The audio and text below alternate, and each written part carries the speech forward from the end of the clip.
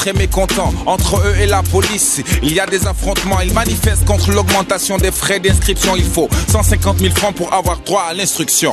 International, Kim Jong-un défie Obama.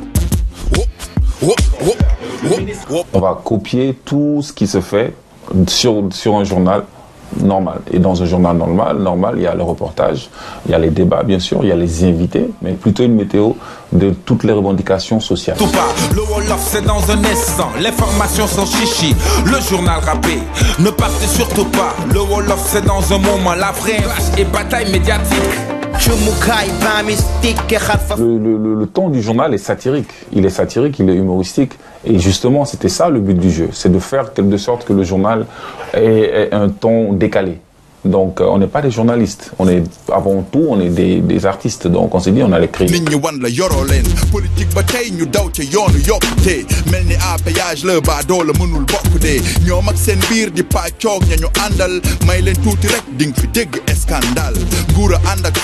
C'est dans un moment, la vraie info, c'est ici. Le journal rappé.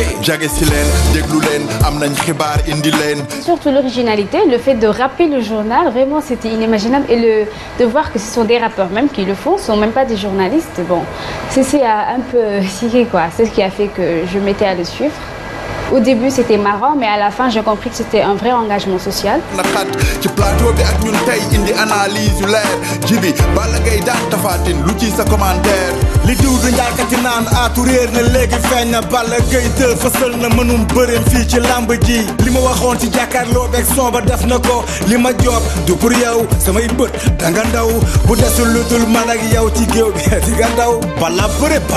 aussi, certainement, ça permet également, voilà, donc, de pousser les jeunes à avoir une opinion, donc disons personnelle de ce qui se passe au niveau politique également, de les faire engager, non seulement s'ils sont informés de ce qui se passe politiquement.